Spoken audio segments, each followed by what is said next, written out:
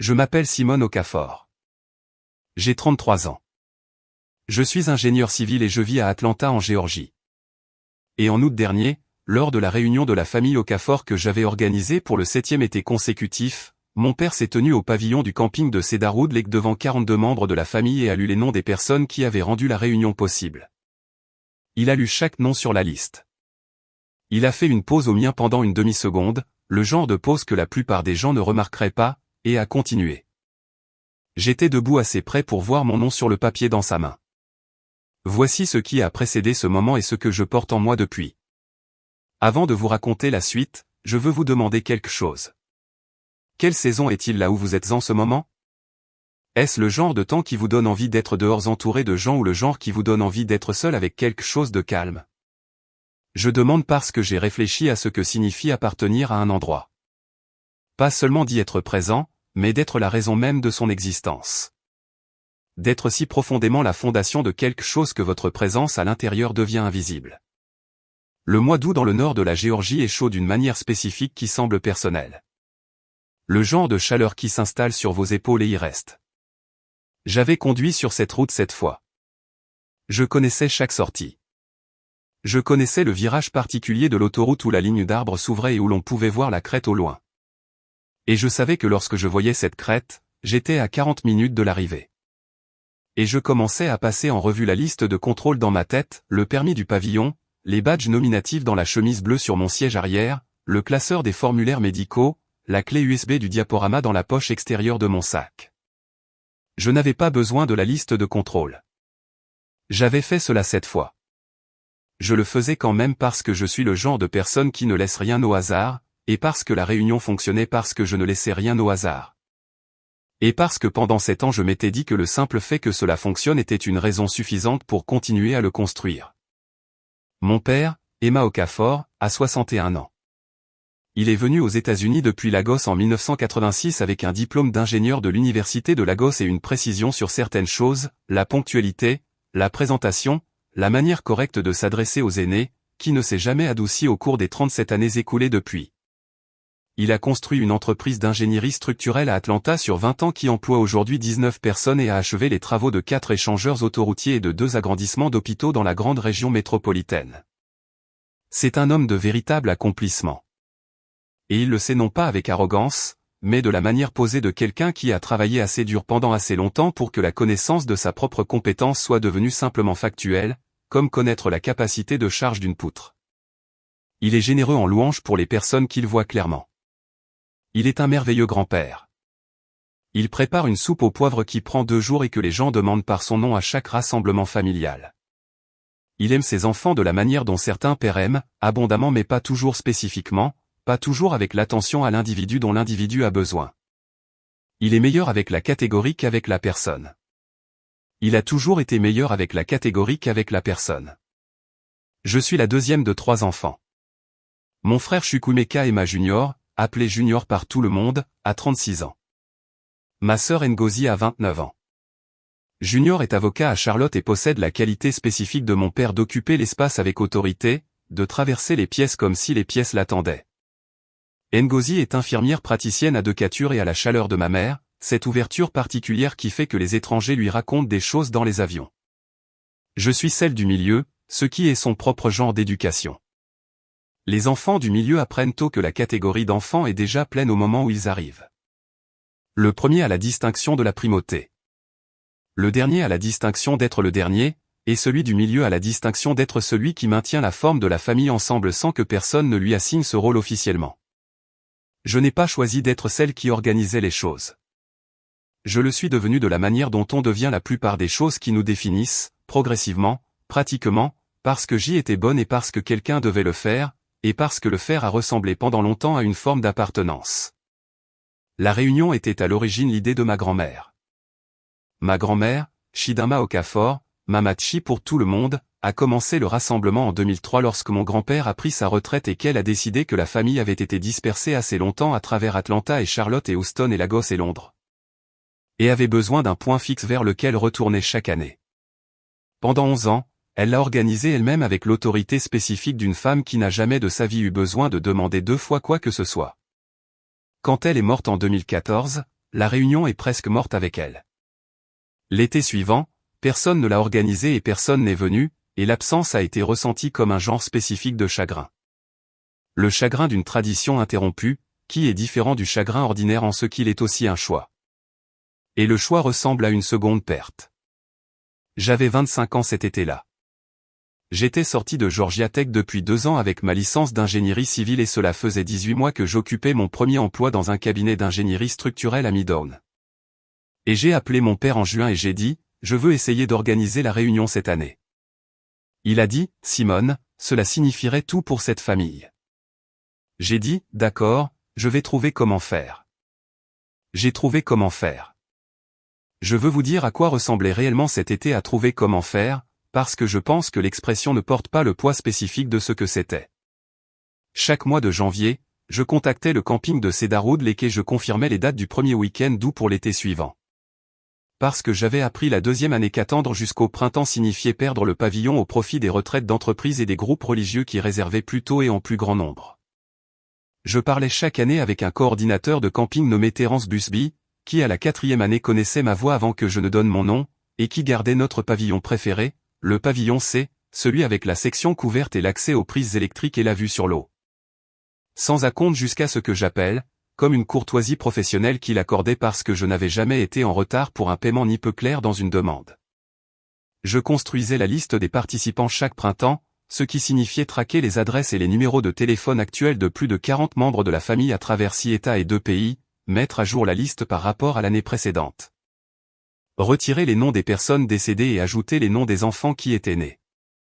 Je concevais et j'imprimais les badges nominatifs dans la chemise bleue que je gardais spécifiquement à cet effet, le prénom en grand, la relation avec le patriarche de la famille en plus petit en dessous, parce que ma grand-mère avait cru que les gens devaient savoir comment ils étaient liés. Et j'avais cru qu'elle avait raison. Je coordonnais l'inscription pour les repas via un document partagé que je reconstruisais chaque année parce que les membres de la famille perdaient le lien et avaient besoin qu'on le leur renvoie. Et une année, mon cousin a supprimé accidentellement tout le deuxième onglet, et je l'ai reconstruit de mémoire en 40 minutes un jeudi soir après une journée de 10 heures sur une évaluation de tablier de pont. En 2019, mon oncle Ifeani s'est effondré au pavillon le 2e jour de la réunion. Il avait 58 ans, et il avait des antécédents d'hypertension que la famille connaissait de la manière vague et non examinée dont les familles connaissent les choses qui ne sont pas encore devenues des urgences. Il allait bien. Un épisode de chaleur, une déshydratation, rien qui ne nécessita une hospitalisation au-delà de l'évaluation initiale.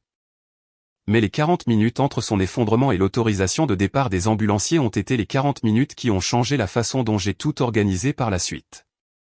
Cet automne-là, j'ai créé le formulaire d'information médicale. J'ai contacté chaque membre de la famille sur la liste des participants, soit 38 personnes cette année-là, et je leur ai demandé de remplir un document d'une page listant leurs médecins traitants, leurs médicaments actuels, leurs allergies connues, leurs contacts d'urgence en dehors de la famille immédiate et toutes conditions que les premiers intervenants devraient connaître. Je leur ai donné 6 semaines. J'ai fait 2 relances. J'ai reçu 31 formulaires remplis et j'ai résumé les informations critiques sur une seule carte de référence plastifiée que je gardais dans la trousse de premiers secours que j'ai commencé à apporter à chaque réunion. Mon père, quand je lui ai montré le système lors de la réunion de 2020, a dit « Simone, c'est exactement le genre de choses que ta grand-mère aurait fait. » Il l'a dit avec une véritable chaleur. Il le pensait comme le plus grand compliment qu'il savait faire. Je l'ai remercié, j'ai remis le classeur dans mon sac et j'ai installé la table des badges nominatifs. Le diaporama était ma propre idée, commencé à l'hiver 2021. J'avais regardé dans une boîte de photographie chez mes parents. Des tirages physiques, le genre qui existe dans des boîtes à chaussures et des enveloppes au fond des placards, et j'ai compris que ces photographies n'allaient pas survivre à une autre génération dans cette boîte. Mon grand-père était mort en 2009, ma grand-mère en 2014. Les personnes qui connaissaient le contexte de ces photographies, qui se tenaient à côté de qui, où la photo avait été prise, en quelle année, à quelle occasion, vieillissaient, et la fenêtre pour capturer ce contexte n'était pas indéfinie. J'ai passé 3 mois sur le diaporama. J'ai visité la maison de mes parents 4 fois pour photographier les tirages physiques avec mon téléphone sous le bon éclairage. J'ai contacté ma tante à Londres et mon cousin à Lagos et j'ai demandé les photographies qu'ils avaient, qui sont arrivées sous forme de fichiers compressés via WhatsApp à des heures irrégulières pendant 6 semaines. J'ai rassemblé 94 photographies au total. J'ai identifié les personnes sur chacune d'elles là où je pouvais en demandant aux anciens tant que les anciens étaient encore disponibles pour répondre. J'ai séquencé les photographies chronologiquement. J'ai écrit des légendes. J'ai mis le tout sur un morceau de musique que ma grand-mère avait aimé, une vieille chanson Higlife que mon père a identifiée pour moi dans un message vocal où je pouvais entendre que cela l'avait ému, bien qu'il ne l'ait pas dit directement. J'ai présenté le diaporama à la réunion de 2022 sur un ordinateur portable connecté au projecteur du camping, et ma tante Chioma a pleuré, et mon père a regardé tout cela sans parler. Et après, il a dit, c'est un cadeau pour la famille. Il l'a dit en regardant l'écran, pas moi. Je veux vous parler de l'année où le vol a été annulé. C'était en 2021, l'année où nous sommes revenus après avoir sauté 2020 pour des raisons que je n'ai pas besoin d'expliquer. Je prenais l'avion d'Atlanta vers l'aéroport régional à 40 minutes du camping, un itinéraire que j'avais emprunté les 3 années précédentes, et mon vol a été annulé à 6h14 du matin en raison d'un problème mécanique avec l'appareil. Le prochain vol disponible était le lendemain. La réunion commençait cet après-midi-là. J'avais la chemise des badges nominatifs, le classeur des formulaires médicaux, la clé USB du diaporama, la trousse de premier secours et la confirmation du permis du pavillon dans mon bagage enregistré, qui avait déjà été chargé dans l'avion. J'ai récupéré mon bagage. J'ai appelé le camping pour confirmer que le pavillon était toujours installé. Je suis monté dans ma voiture sur le parking longue durée de l'aéroport international Hartsfield-Jackson d'Atlanta à 7h02 du matin, et j'ai conduit 14 heures jusqu'au camping de Cedarwood Lake, et je suis arrivé à 9h17 du soir. 2 heures après la fin du feu de joie du premier jour, j'ai installé la table des badges nominatifs pour le lendemain matin dans l'obscurité avec l'application lampe de poche de mon téléphone. Mon père ne savait pas que j'avais conduit. Je n'avais dit à personne que j'avais conduit. J'ai découvert plus tard que Junior avait dit à la famille que mon vol avait été retardé et que j'arriverais le lendemain matin, ce qui est ce qu'il supposait s'être produit, et ce qui était plus simple que la vérité. Et donc, la vérité n'avait tout simplement pas été partagée. Ma meilleure amie est la personne qui me connaît depuis le plus longtemps, une femme nommée Kezia Mensah, que j'ai rencontrée lors de notre première semaine à Georgia Tech et qui est maintenant ingénieure en géotechnique à Marietta. M'a dit quelque chose cet été avant la réunion de 2023 à quoi je n'ai pas arrêté de penser. Nous courions sur le sentier derrière le parc du Piémont un samedi matin. Et je lui parlais des mises à jour du diaporama que je faisais, de nouvelles naissances, un décès, un mariage. Et elle a dit sans ralentir son allure, « Simone, est-ce que ta famille sait que tu conduis 14 heures pour cela ?» J'ai répondu, « Ils savent que je viens chaque année. » Elle a dit, « Ce n'est pas ce que j'ai demandé. » Je lui ai dit que le sujet n'avait pas été abordé. Elle a dit, « Assure-toi de savoir pourquoi il n'a pas été abordé. » Je lui ai dit que je savais pourquoi. Elle n'a pas insisté. Kezia n'insiste pas. Elle dépose la chose vraie et la laisse reposer, et elle a confiance que vous y reviendrez quand vous serez prête. Elle avait raison. Je n'avais pas voulu examiner pourquoi, parce qu'examiner pourquoi aurait nécessité de reconnaître quelque chose autour de quoi j'avais construit pendant 7 ans. À savoir la possibilité que la famille pour laquelle j'organisais la réunion avait absorbé la réunion comme une chose ambiante sans jamais en localiser pleinement la source. La réunion de 2023 était la 7e. 42 participants, le plus grand nombre que nous ayons jamais eu. J'avais confirmé le pavillon en janvier avec Terence, qui m'a dit qu'il l'avait déjà bloqué pour nous sans attendre mon appel parce qu'il avait simplement supposé que nous serions de retour. J'avais reconstruit la liste des participants en mars. J'avais imprimé 61 badges nominatifs, plus qu'il n'y avait de participants, parce que les gens arrivent en retard, parce que les badges se perdent, parce que j'ai appris à me préparer aux variables. J'avais mis à jour les formulaires médicaux et j'en avais collecté 37 sur 42, mon meilleur taux de retour à ce jour. J'avais ajouté 11 nouvelles photographies au diaporama, y compris la première photographie de la nouvelle fille de mon cousin et une photographie de mon grand-père en tant que jeune homme à Lagos que ma tante avait trouvé dans une boîte et m'avait envoyé en avril sans explication. Juste l'image et une note vocale qui disait seulement « J'ai pensé que tu devrais avoir cela ». J'ai conduit depuis Atlanta un vendredi de fin juillet et je suis arrivé au camping à 3h47 de l'après-midi. J'ai procédé à l'enregistrement avec Terence, j'ai installé la table des badges nominatifs, j'ai testé la connexion du projecteur, j'ai confirmé la livraison du traiteur pour le dîner du samedi. Et j'ai parcouru le pavillon une fois lentement pour m'assurer que tout était comme il le fallait avant que quiconque n'arrive. La réunion a duré 2 jours. C'était bien, de la manière dont c'était toujours bien. Le bien particulier de 42 personnes qui partagent le sang et l'histoire et le langage spécifique d'une famille, arrivant au même endroit et se souvenant de ce que cela fait. La recette de soupe au poivre de ma grand-mère préparée par ma tante Adora.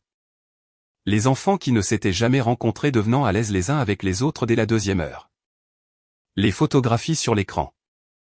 La génération plus âgée assise sous la section couverte en fin d'après-midi quand la chaleur devenait spécifique, et regardant tout avec la satisfaction particulière des personnes qui ont vécu assez longtemps pour voir ce qu'elles ont construit. Mon père était en grande forme. Il se déplaçait à travers le rassemblement de la manière dont il se déplace dans les rassemblements, expansifs, chaleureux, présents au sens général, au centre de plus d'une conversation à la fois. Il est venu me trouver une fois le premier jour pour me dire que le diaporama avait l'air merveilleux. Il est venu me trouver une fois de plus le 2e matin pour me demander si j'avais le permis du pavillon au cas où le personnel du camping le demanderait. Je l'avais. Je l'avais toujours. La lecture des noms était son idée, quelque chose qu'il avait introduit 2 réunions plus tôt, un moment formel à la fin du 2e jour où il se tenait au pavillon et reconnaissait les personnes qui avaient contribué à la réalisation du rassemblement. C'était une bonne idée. Je l'avais pensé quand il l'avait introduite, et je le pense toujours. La reconnaissance compte. Nommer l'effort compte. Je l'avais regardé le faire 2 fois auparavant, et j'avais écouté d'autres noms être appelés, et j'avais attendu les 2 fois d'entendre le mien, et les 2 fois il ne l'avait pas prononcé. Et les 2 fois je m'étais dit que c'était un oubli, le genre spécifique d'oubli qui s'accumule si silencieusement que vous pouvez rejeter chaque instance individuellement pendant que le modèle se construit en dessous. La 3e fois est celle où un modèle devient indéniable. Il s'est tenu au pavillon à 4h11 de l'après-midi le 2e jour. 42 personnes dans diverses configurations de chaises pliantes et de couvercles de glacière et de couvertures de pique-nique. La lumière à cette heure-là passe à travers les arbres de Cedarwood Lake à un angle particulier qui donne à chaque chose l'apparence d'une photographie d'elle-même. Mon père tenait la liste. J'ai reconnu le papier, la mise en page spécifique, parce que je l'avais vu y écrire des noms la veille au soir à la table de pique-nique près de l'eau. Il a commencé. Il a remercié ma tante Adora pour la nourriture. Il a remercié mon cousin Tobena pour avoir conduit depuis Houston avec ses 3 enfants. Il a remercié mon oncle Ifeani d'être présent et en bonne santé, ce qui a fait rire tous ceux qui se souvenaient de 2019. Il a remercié ma cousine Blessing pour les décorations qu'elle avait apportées à la dernière minute. Il a descendu la liste avec l'aisance d'un homme à l'aise avec un microphone, ce que mon père a toujours été. Il a atteint la section de la liste où mon nom aurait dû se trouver. Je le sais parce que j'avais regardé la liste dans sa main et suivi où il en était. Je le sais parce que la pause était réelle. Une demi-seconde, la demi-seconde spécifique que j'ai décrite, le genre de pause que la plupart des gens dans ce pavillon n'auraient pas remarqué parce qu'ils ne la guettaient pas de la manière dont je le faisais. Il a tourné la tête légèrement, pas vers moi, vers la distance intermédiaire, de la manière dont quelqu'un se tourne quand un mot est juste hors de portée ou quand un mot a été atteint. Et puis, pour des raisons qui ne seront peut-être jamais pleinement examinées, il est revenu à la liste. Et puis il a continué, mon cousin Nandi, la contribution de ma tante Chioma à la prière, le personnel du camping, spécifiquement Terence, qu'il a remercié par son nom avec toute la chaleur d'un homme qui est sincèrement doué pour la gratitude quand elle lui vient à l'esprit. Il a levé son verre, un gobelet en plastique de jus d'hibiscus que ma tante avait préparé, et a dit, à la famille. 42 personnes ont bu. J'étais debout au bord de la section couverte avec ma chemise bleue sous le bras, le classeur des formulaires médicaux dans mon sac, la clé USB du diaporama dans ma poche et mon nom sur la liste dans sa main. Je n'ai rien dit. Je ne l'ai pas corrigé. J'ai attendu que les applaudissements soient terminés, que la conversation soit revenue dans le pavillon, que mon père se soit rassis, que quelqu'un ait fait une blague, et que le son de 42 personnes formant une famille se soit rétabli. Et puis j'ai mis la chemise bleue dans mon sac à côté du classeur des formulaires médicaux, j'ai marché jusqu'au parking et je suis monté dans ma voiture. Ma cousine Adesiua m'a trouvé là. Elle a 29 ans, l'âge de Ngozi, la fille de mon oncle Ifeani, et elle a la qualité de son père d'être présente dans une pièce sans exiger que la pièce se donne en spectacle pour elle. Elle a frappé à la vitre du passager à 4h19 de l'après-midi. J'ai déverrouillé la porte. Elle est montée et s'est assise avec ses mains sur ses genoux et n'a rien dit pendant un moment. Elle n'a pas joué l'inquiétude. Elle n'a pas dit « Oh mon Dieu » ou « Je n'arrive pas à le croire » ni aucune des choses qui m'auraient obligé à gérer sa réaction. Elle m'a regardé de la manière dont un témoin regarde, simplement, fixement, avec la pleine reconnaissance de ce qui venait de se passer et la compréhension que nommer la chose était mon travail à faire, pas le sien. Après un moment, elle a dit, j'ai vu la liste. J'ai dit, je sais. Elle a dit, je suis désolé. J'ai dit, tu n'as pas à l'être. Elle a dit, je sais que je n'ai pas à l'être. Je veux l'être. Nous sommes restés assises pendant quelques minutes. À l'extérieur de la voiture, les sons de la réunion continuaient, des voix, le rire d'un enfant, le son spécifique d'un rassemblement qui tire vers sa fin. Elle a dit, tu restes pour le dîner? J'ai dit, je ne pense pas. Elle a dit, d'accord. Elle m'a serré le bras une fois sans pression. La manière dont on touche quelqu'un quand on veut qu'il sache qu'on le voit et qu'on ne va pas en faire toute une histoire. Elle est sortie de la voiture. Je suis restée assise là jusqu'à 4h51 de l'après-midi. Je veux vous parler de ces 19 minutes parce que je pense qu'elles sont la partie qui compte le plus. Pas le pavillon, pas la liste, pas la demi-seconde ou mon nom sur le papier dans sa main. Ces 19 minutes sur le parking de Cedarwood Lake pendant que la réunion continuait sans moi, et que la lumière de la fin d'après-midi passait à travers le pare-brise à cet angle qui signifie que la journée a dépassé son point médian et se dirige vers autre chose. Je ne pleurais pas. Je ne tremblais pas. J'étais assise dans ma voiture sur le parking du camping avec ma chemise bleue dans mon sac, mon classeur de formulaires médicaux et ma clé de diaporama. Et je faisais quelque chose que je ne m'étais pas pleinement autorisé à faire au cours de cette année de construction de cette réunion, qui était de m'asseoir avec la vérité complète et sans décoration de ce que je venais de vivre. Pas la version où c'était un oubli. Pas la version où il s'était simplement embrouillé avec la liste et s'en rendrait compte plus tard et se sentirait très mal. La version honnête.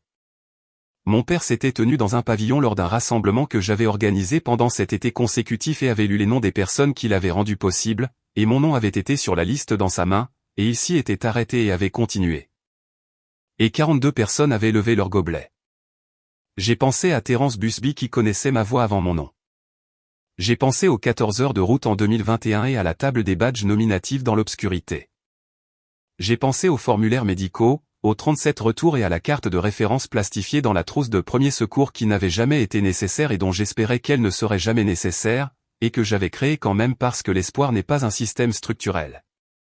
J'ai pensé aux 94 photographies et aux 3 mois, et aux notes vocales de ma tante disant « J'ai pensé que tu devrais avoir cela » et à la chanson Hig Life, et à mon père regardant le diaporama sans parler et disant « C'est un cadeau pour la famille » tout en regardant l'écran et pas moi. J'ai pensé à ce que Kezia avait dit sur le sentier, assure-toi de savoir pourquoi cela n'a pas été abordé. Et j'ai pensé à la réponse que je lui avais donnée, que je savais pourquoi. Et je me suis demandé si cela avait été vrai, ou si cela avait été la chose que je disais pour éviter la chose que je savais. J'avais su. J'avais su. Et j'avais continué à conduire jusqu'à Cedarwood Lake chaque mois d'août avec la chemise bleue, le classeur et la clé USB. Et j'avais continué à construire la chose qui me rendait invisible en raison même de son bon fonctionnement. Et j'avais continué à attendre la reconnaissance spécifique qui aurait exigé que mon père me voie non pas comme la catégorie de l'enfant serviable, mais comme la personne spécifique qui s'était présentée pendant 7 ans avec les bons permis. La carte médicale plastifiée et le diaporama assemblé à partir de photographies trouvées sur 2 continents. Quelque chose en moi est devenu complètement silencieux sur ce parking. Pas le silence poli que je maintenais lors des dîners de famille quand quelque chose tombait mal et que je l'absorbais et passais à autre chose. Le vrai silence. Celui qui vient quand on arrête de négocier avec une vérité que l'on gère depuis longtemps et qu'on la laisse simplement être ce qu'elle est. La vérité était celle-ci, mon père m'aimait. J'en étais certaine de la manière simple et factuelle dont je suis certaine des calculs de charge. Ce n'était pas remis en question. La vérité était aussi celle-ci, mon père n'avait jamais une seule fois, au cours de cet été de logistique de réunion, regardé ce que je faisais et compris qu'une personne spécifique le faisait délibérément et à un certain coût. Et l'avait fait pour des raisons qui allaient au-delà de l'amour d'une fille pour sa famille. Il l'avait reçu comme une chose ambiante. Il l'avait reçu de la manière dont on reçoit l'intégrité structurelle d'un pont sans penser à l'ingénieur. Mon père est ingénieur en structure. Il sait mieux que la plupart des gens que les ponts ne se construisent pas tout seuls. Il n'avait simplement jamais appliqué cette connaissance à moi. J'ai mis la voiture en marche à 4h51 de l'après-midi. Je ne suis pas retourné au pavillon. J'ai conduit jusqu'au motel que j'avais réservé à 12 miles du camping. J'avais arrêté de loger dans la maison de location 3 ans plus tôt quand j'avais compris que partir à la fin de la réunion exigeait que j'orchestre ma propre sortie en fonction du confort des autres, et j'avais pris la décision unilatérale d'avoir un endroit qui soit simplement à moi. Et je suis arrivé à 5:09 de l'après-midi, je me suis enregistré, je suis allé dans ma chambre et je me suis assise sur le bord du lit dans le calme particulier d'une chambre de motel un samedi soir, quand la journée à l'extérieur continue et que vous vous en êtes retiré. J'ai appelé Kezia à 5:23 de l'après-midi. Elle a décroché à la deuxième sonnerie. J'ai dit, il a lu chaque nom sur la liste. Il a fait une pause au mien et a continué. Elle est restée silencieuse pendant un temps. Puis elle a dit, je suis désolé. J'ai dit, ça va. Vraiment, ça allait. Elle a dit, as-tu besoin d'en parler en détail ou as-tu juste besoin de le dire et que quelqu'un le sache? J'ai dit, la deuxième option. Elle a dit, d'accord, je sais. Je suis là. Nous sommes restés au téléphone pendant 11 minutes sans beaucoup parler. J'ai regardé le plafond de la chambre de motel et j'ai laissé la journée se déposer en moi sans essayer de la résoudre, de la recadrer ou d'en construire quelque chose d'utile. J'ai juste laissé les choses être ce qu'elles étaient. Quand nous avons raccroché, elle a dit, conduis prudemment demain.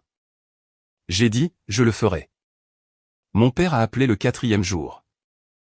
Je sais que c'était le 4e jour parce que je n'avais pas regardé mon téléphone avec la moindre attente d'avoir de ses nouvelles le 1er, le 2e ou le 3e jour. Et parce que le 4e jour, un mercredi à 6:47 du soir, son nom est apparu sur mon écran pendant que j'étais à la table de ma cuisine en train de revoir une analyse de distribution de charges pour une structure de stationnement à bucket sur laquelle je travaillais depuis 6 semaines. J'ai laissé sonner. Je n'étais pas prête. Je ne jouais pas à être indisponible. Je n'étais sincèrement pas prête au sens spécifique où je n'avais pas encore les mots pour ce que j'avais besoin de dire d'une manière qui serait honnête sans être cruelle, qui nommerait la chose sans en faire une arme. Il a laissé un message vocal. Il a dit, Simone, ta tante dit que tu es partie tôt dimanche. Je prends juste de tes nouvelles. Rappelle-moi quand tu auras une chance. Je l'ai écouté 2 fois. Il ne s'était pas rendu compte que j'étais parti. Il avait fallu que ma tante le lui dise. Il a dit, quand tu auras une chance, ce qui est la formulation d'un homme qui n'est pas inquiet, qui accomplit la diligence raisonnable de l'inquiétude parentale sans l'urgence sous-jacente de quelqu'un qui a remarqué que quelque chose s'est passé. J'ai posé le téléphone face vers le bas et je suis retourné à l'analyse de distribution de charges et j'ai travaillé pendant encore 1h30, puis j'ai préparé le dîner et je l'ai mangé à ma propre table dans mon propre appartement. Qui se trouve au 14e étage d'un immeuble à Midtown Atlanta avec une vue sur les toits que j'ai choisi spécifiquement et qui est entièrement à moi. Je n'ai pas rappelé ce jour-là. Je n'ai pas rappelé le lendemain. Je suis allé au travail et j'ai fait le travail pour lequel je suis sincèrement doué. Et j'ai couru sur le sentier avec Kezia le samedi matin, et je lui ai parlé du message vocal. Et elle a dit, qu'est-ce que tu vas faire? J'ai dit, je vais l'appeler quand je saurai ce que je veux dire. Elle a dit, bien. Nous avons couru pendant encore 1 mile sans parler. Le sentier avait ce vert spécifique de la fin de l'été, la couleur qui signifie que tout est à son apogée avant de commencer à changer.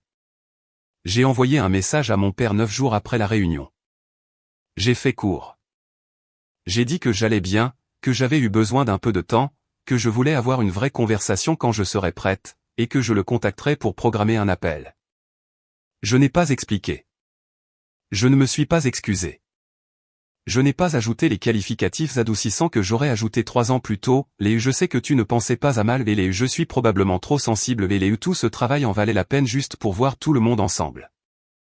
Les phrases que j'avais écrites et pas envoyées, et parfois envoyées quand même, au cours de cette année de conduite pour rentrer de Cedarwood Lake avec la chemise bleue vide sur le siège arrière. J'ai envoyé ce que j'ai envoyé, j'ai mis mon téléphone dans la poche de ma veste, j'ai marché jusqu'au café du coin, j'ai commandé la même chose que je commande toujours, je me suis assise à la fenêtre et j'ai lu pendant 1 heure. Mon frère Junior m'a envoyé un message en septembre. Il a dit, est-ce que tu t'occupes de la réunion l'année prochaine? Papa a mentionné que tu pourrais te retirer. J'ai lu ce message et je suis restée assise avec un moment. Papa a mentionné que tu pourrais te retirer.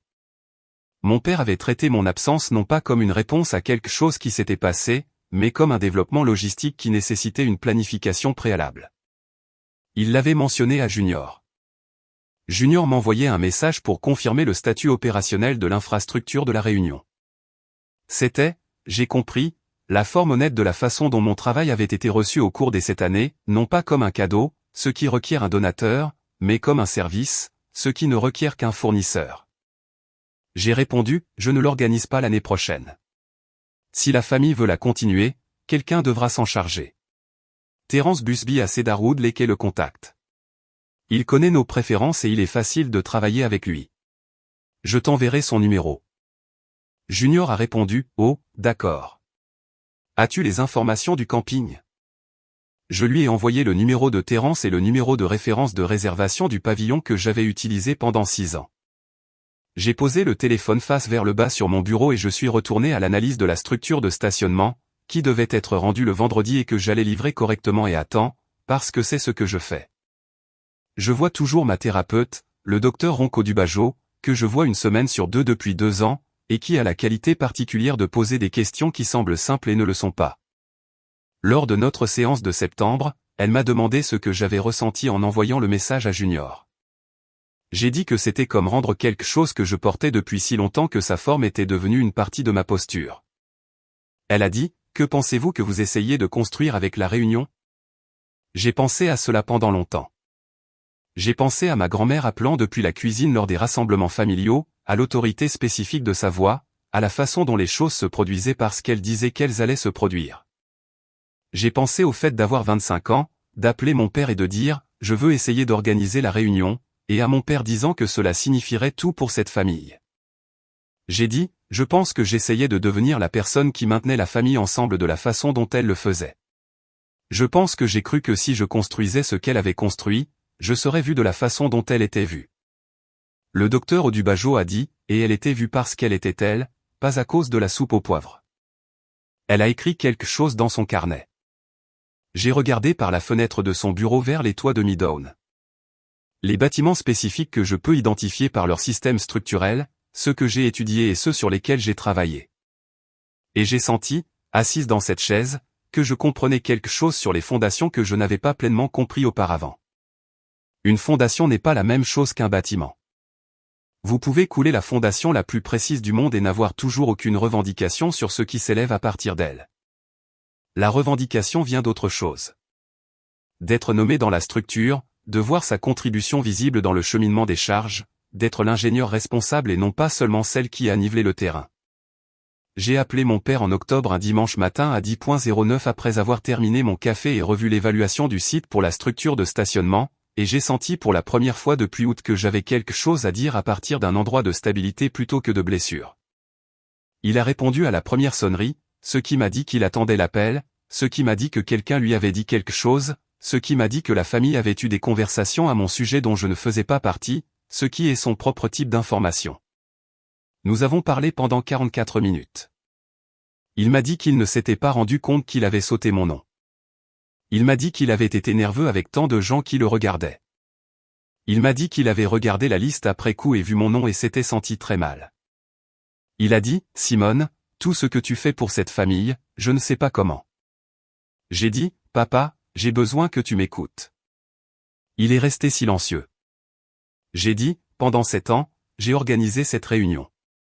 7 ans de réservation de camping et de badges nominatifs et de formulaires médicaux et de diaporamas et les 14 heures de voiture en 2021 quand mon vol a été annulé.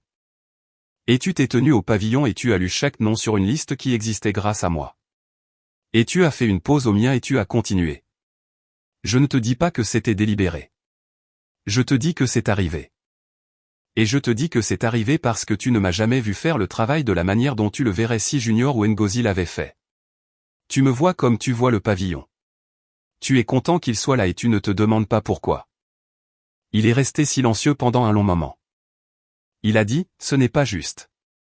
J'ai dit, quelle partie? Il n'a pas répondu. J'ai dit, je n'appelle pas pour te punir. J'appelle parce que j'ai été invisible pour toi d'une manière spécifique pendant longtemps, et j'ai besoin que tu saches que je le sais et que je ne vais pas continuer à construire des choses qui me rendent encore plus invisible.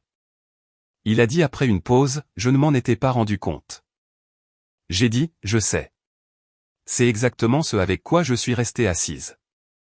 Nous avons terminé l'appel sans résolution. Je m'y attendais.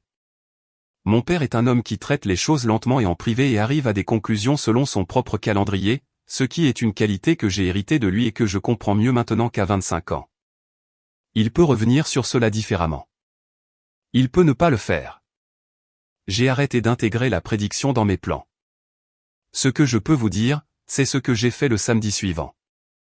J'ai conduit jusqu'au marché de producteurs à Decatur, où il y a un vendeur qui vend une variété spécifique de tomates de fin de saison que je rôtis le dimanche matin depuis 3 ans, et j'en ai acheté 2 livres. Et j'ai conduit jusqu'à chez moi et je les ai rôtis avec de l'huile d'olive et du thym, et je les ai mangés sur du pain grillé à ma propre table de cuisine avec les toits de mi-dôme dans la fenêtre, et la matinée étant entièrement, complètement à moi. J'ai pensé à ces Daroud léqués au permis du pavillon et à la voix de Terence Busby au téléphone chaque mois de janvier. J'ai pensé aux 94 photographies et à la chanson Higlife et à mon grand-père jeune homme à Lagos. J'ai pensé à Adesua sur le siège passager de ma voiture à 4h19 de l'après-midi, ses mains sur ses genoux disant « Je veux être désolé parce que je le veux, pas parce que je le dois ».